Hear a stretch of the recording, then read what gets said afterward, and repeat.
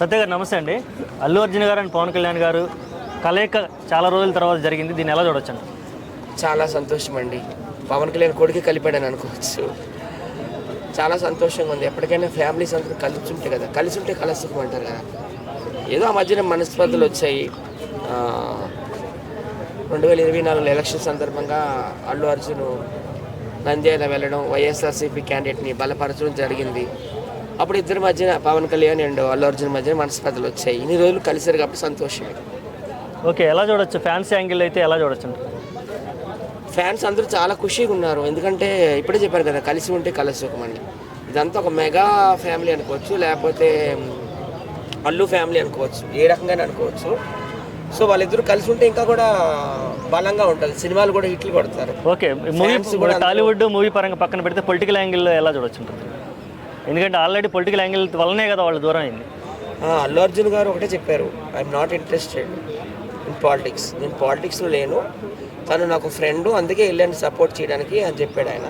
అల్లు అర్జున్ అయితే ఇప్పుడు పాలిటిక్స్లోకి రారు. ఇది పొలిటికల్గా మనం తీసుకోకూడదు. ఒక ఫ్యామిలీ పరంగా ఫ్యామిలీ కలయిక, ఫ్యామిలీ విజిట్ అని చెప్పుకోవచ్చు. అల్లు అర్జున్ నిజంగా చాలా మంచి వ్యక్తి అండి.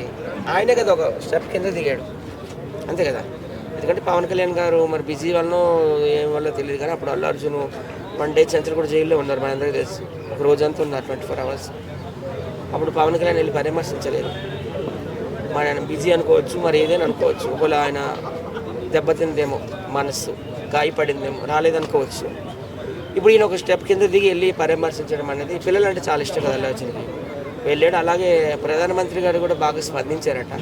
సింగపూర్ గవర్నమెంట్ కూడా బాగా హెల్ప్ చేసిందంట అబ్బాయిని ఇండియా తీసుకురావడంలోనూ, అలాగా అబ్బాయిని అక్కడ హాస్పిటల్లో అడ్మిట్ చేయడంలోనూ చాలా బాగా హెల్ప్ చేసింది అంటున్నారు. సో ఈ సందర్భంగా మోడీ గారు కూడాను thank you. Okay, mark Shankar గారికి నయం అయిన తర్వాత వాళ్ళ సతీమణి తిరుపతి వెళ్ళటం, అక్కడ డొనేషన్ చేయటము, ఇవన్నీ ఎలా చూడొచ్చు? ఆమె గుండు కొట్టించుకోవటము, సనాతన ధర్మాన్ని సేకరించింది అనుకోవచ్చు. ఆమె నిజంగా చాలా గ్రేట్ అండి. ఆమె రష్యన్ అమ్మాయి కదా, as a Christian. Pawan Kalyan గారు కూడా గతంలో రష్యన్ అమ్మాయి, క్రిస్టియను. ఆమె హిందూ మతాన్ని, సనాతన ధర్మాన్ని ఎంత గౌరవిస్తుందంటే నిజంగా నేను ఆ వీడియో 4-5 సార్లు చూశాను. ఆమె ఒక సారీలో ఒక హిందూ మహిళలాగా ఒక భారతీయత కట్టిపడే విధంగా ఆమె కట్టు బొట్టు అన్నీ అలా వెళ్ళి తిరుపతి వెళ్ళి అక్కడ అన్నదానం చేస్తూ అందరికీ అన్నం వడ్డిస్తూ 20 లక్షల డొనేషన్ కూడా ఇచ్చిందంట అక్కడ.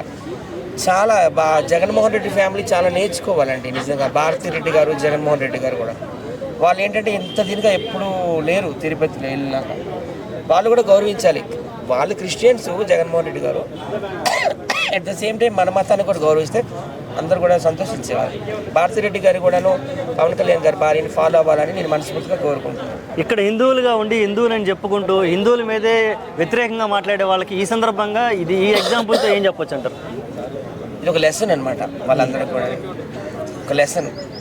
అది ఆమె ఎక్కడో మన దేశం కూడా కాదు, విదేశం, యూరోప్ కంట్రీ, రష్యా, క్రిస్టియన్. పైగా ఆమె వచ్చి ఇప్పుడే కాదండి, ఆమెను గతంలో కూడా చూసుకోండి. ఎప్పుడు కూడా మన తెలుగింటి ఆడపడిచి అంటారు కదా, 16 అనాల తెలుగింటి ఆడపడిచిలాగానే ఉంటుంది ఆమె. ఇప్పుడు ఇంటి దగ్గర కూడా పూజలు పునస్కారాలు అన్నీ. కాకపోతే అదంతా మీడియా ఫోకస్ చేయలేదు. తిరుపతి వెళ్ళినప్పుడు ఫోకస్ చేశారు. కాలినడకనే వెళ్ళిందంట పాపం, చాలా కష్టపడింది. ఎందుకంటే నా కొడుకు ప్రాణాలు వెంకటేశ్వర స్వామి కాపాడారని మొక్కుకుందంటాను. ఓకే, యాక్చువల్గా పాశ్చాత్య సంస్కృతికి మన ఇండియన్స్ త్వరగా అడిక్ట్ అవుతూ ఉంటారు. కానీ అలాంటిది ఆవిడ రష్యన్ అయ్యండి మన ఇండియన్ ట్రెడిషన్ తీసుకొని చీర కట్టుకొని కట్టుబొడ్డు చక్కగా ఉంది. యువత అంటే నేటి ఉన్న టీనేజర్స్ కానీ యువత కానీ ఆవిడ చూసి ఇప్పుడు ఈ సందర్భంగా ఎట్లా క్యాలిక్యులేట్ చేసుకోవాలి, ఏం నేర్చుకోవాలంట? ఆమె పెళ్ళై 12 ఏళ్ళ పైన అవుతుంది, అందరికీ తెలుసు పవన్ కళ్యాణ్ గారితో. ఆ మొదటి నుంచి కూడా కట్టుబొట్టు అలాగే ఉన్నాయి. భారతీయత ఉట్టిపడేలా ఉంది. చాలా మంది సిగ్గు తెచ్చుకోవాలి మన తెలుగు వాళ్ళు. జీన్స్ ప్యాంట్లు అంటారు, షార్ట్లు అంటారు, అవి అంటారు, ఇవి అంటారు. ఆమె చూసి నిజంగా సిగ్గు తెచ్చుకోవాలి. పొట్టి బట్టలు వేసుకునే వాళ్ళు ఈ సందర్భంగా ఏం చెప్పాలంటారు? మహిళలు వాళ్ళందరూ స్లీవ్లెస్ షార్ట్లు సిగ్గు తెచ్చుకోవాలంటున్నాను. ఓకే అండి, థ్యాంక్స్.